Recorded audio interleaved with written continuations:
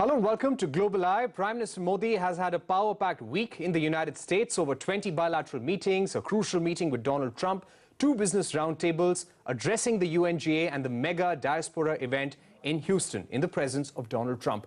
Important to mention that the first ever meeting of foreign ministers of US, India, Japan and Australia, or the Quad, also took place on the sidelines of the UNGA.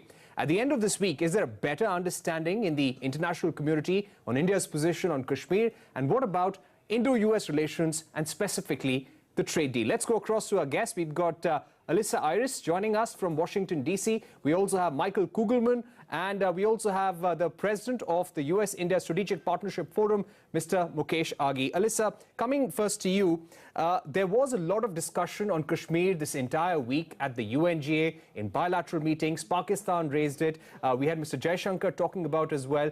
It was discussed between Prime Minister Modi and Donald Trump. And today we saw this statement from Alyssa, from Alice Wells, which was extremely strong, which said that the US wants a rapid lifting of restrictions in Jammu and Kashmir, and the Prime Minister has promised that this move to revoke Article 370 will improve the lives of people in Jammu and Kashmir, and we want the Prime Minister to uphold that promise. So has anything changed on Kashmir after this 1 week and after these negotiations?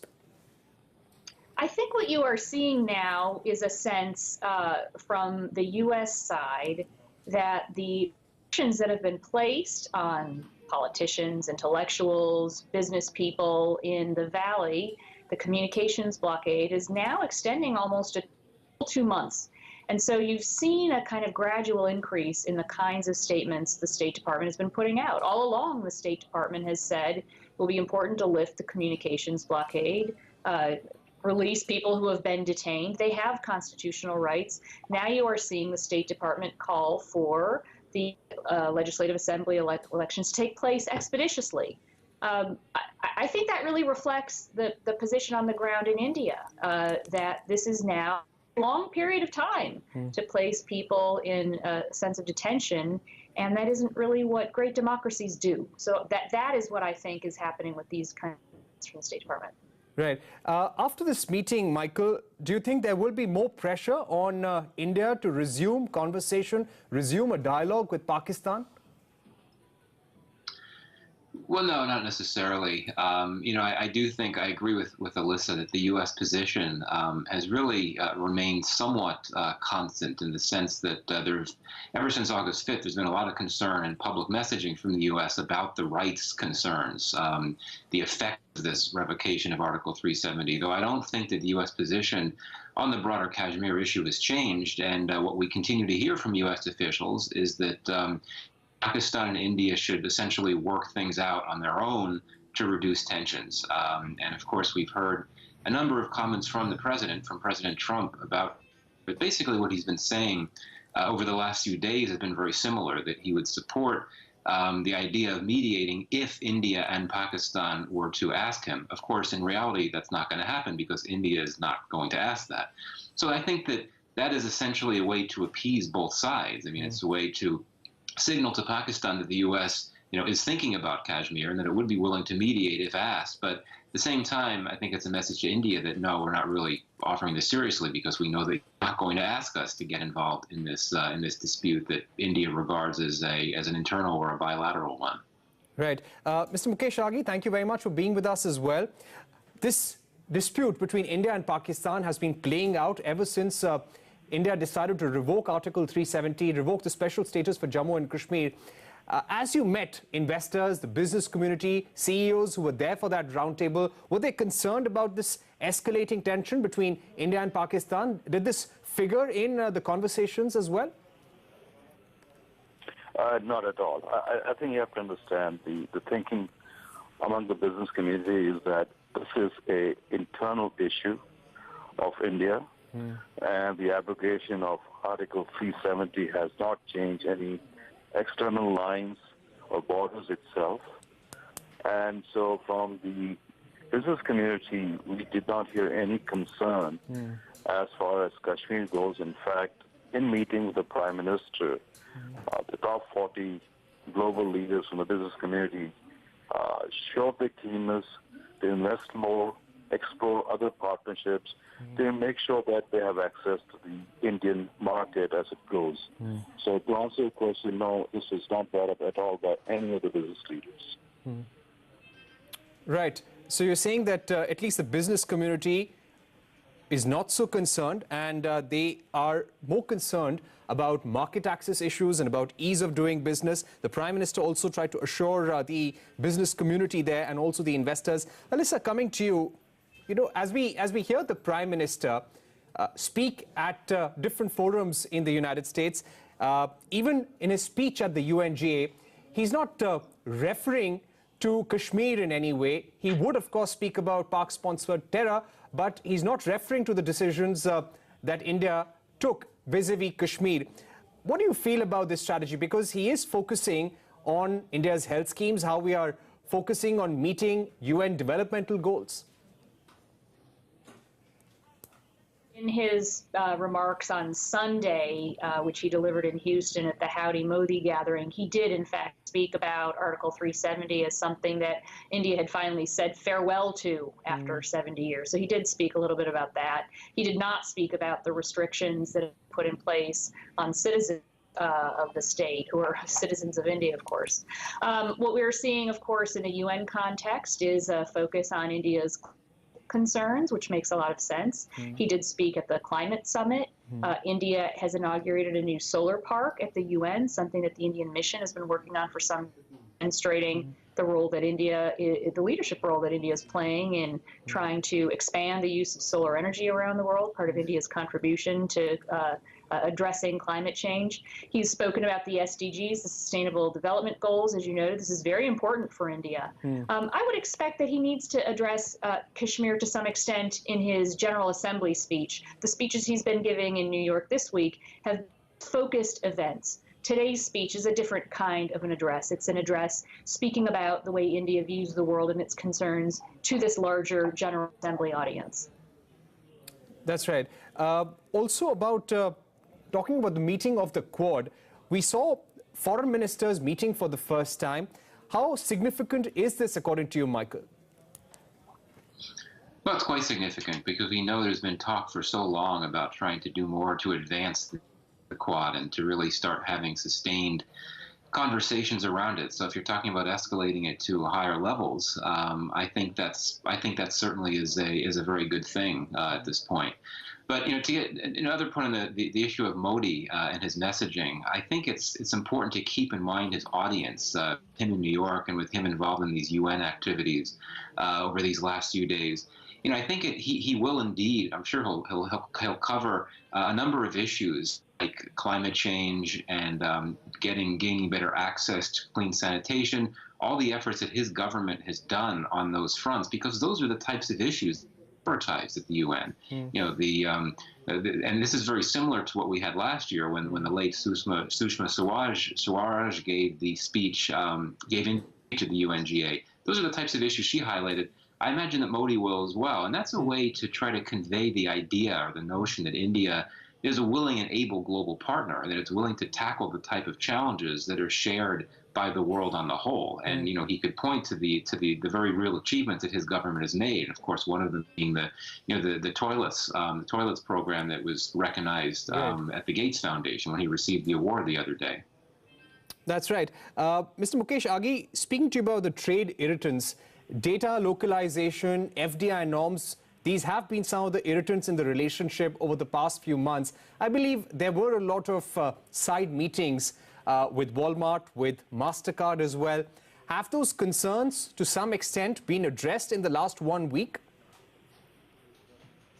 I would say that there was assurances given to the business leaders that we are still in the process of understanding what's good or what's win-win for both sides and what's good for citizens in India itself. And I would say the Prime Minister was in a listening mode. In our discussion with Minister Goyal, it was the same thing. We're listening, tell us, because it's a very evolving environment. And while the concerns were raised by both IBM, by MasterCard, by Bank of America, and other business leaders, I would say that the feedback was more reassuring to these business leaders, and the focus was how do you find a winning formula both for the companies and citizens of India. So I think there were no final decisions made, but you have to understand, as the trade grows between India and the U.S. today at $142 billion and growing in double digit, you will have disagreements. And we strongly feel that there's enough maturity on both sides to be able to find the right solution on these disagreements. So I think we're optimistic, we're positive that the trade between India and U.S. will continue to grow. Right. Alyssa, speaking about trade, what do you think was the problem with the trade deal? There was so much of optimism. Piyush Goyal flew down at the last moment. We were talking about a limited trade deal that could be signed during this visit. That did not happen. What do you think were the irritants there? Well, there are a number of irritants that we understand were part of this general small package that's been under negotiation. What I think is interesting is the fact that it has not been completed, has not come to fruition this week. I don't know which specific irritants prevented the final announcement of some kind of a package. It's my understanding that there was some discussion underway on finding a way to deal with the price caps, the price limitations placed on medical devices like stents in India. The Indian side was interested in seeing if there could be some restoration of the duty-free benefits previously enjoyed under the American Generalized System of Preferences program, which the Trump administration revoked in June. To what extent each of these were the sticking point? There are many other issues. There are data localization concerns. There are concerns about U.S. agricultural exports to India. Which one of these prevented the signing of a deal? That I don't quite know. I hope that they continue to try to work towards something. As I've said elsewhere, let me just realize this is really not a trade deal with a capital D, the way we would think of a free trade agreement or a comprehensive economic partnership agreement, or even a agreement like a bilateral investment treaty. This is really something that was simply intended to try to remove and resolve some outstanding sticking points that have prevented further progress. Right. I hope we can get through this and get to that further progress. It's not ideal that it's proving so difficult to reach resolution on a small number of issues. Right. I think, Alyssa, you're absolutely right, because we had Tanvi also on our show the other day, and she also said that there was no deal to begin with. But, Michael, putting that question to you, these trade issues have always been there in the Indo-US relation. It seems that they've got more amplified in relations with the Trump administration. Do you see this becoming a burden on Indo-US relations, a major sticking point as the US goes to elections? Well, I think it already is a bit of a burden in the sense that, it has caused significant tensions over the last few months. But I think there's a broader point at play here. It seems like ever since these two sides got that civil nuclear deal a number of years ago, it seems like there's always an expectation that there's going to be big deals and big agreements signed whenever you have very high-level engagement, such as when you have Modi meeting Trump. And I think I would have been very surprised if there had been any sort of trade deal in this case. And indeed, as you suggest, trade is a very important political issue for President Trump. It's always been a big part of his Make America Great program, the idea that more of the free trade could impact and imperil American jobs. And he certainly is not going to want to compromise on these issues. And that the Trump administration has had trade tensions not just with rivals like China, but also with close partners, including like the likes of Japan. So in that sense, that doesn't bode well for U.S.-India trade relations. That said, one of the things that signifies how strong this relationship is on the whole, that you've had high-level engagement, negotiations between the two sides to work through the trade problems. And so the very fact that they came close to getting some type of deal this week, I think, is something to be encouraged, even if in the end you get a deal that's a bit more watered down and not quite as strong as had been hoped for. Right. Mr. Aghi, as we talk about the trade deal or trade concessions, I guess that's a better term, we're looking at negotiations going on between Robert Lighthizer and Piyush Goyal as well. Do you think that the two sides can arrive at a set of concessions in the next few weeks? Well, let me just respond on the earlier question, then I'll come to this. I think trade deal or no trade deal, the business between the two countries continues to grow. If you look at 2016, India imported zero oil from the United States. 2017, it was importing 26,000 barrels of oil per day from the United States. 2018, the number has gone to slightly over 130,000 barrels per day. And if you look at the backlog of orders on civilian aircraft from the U.S., the number is over 200 planes in the backlog itself.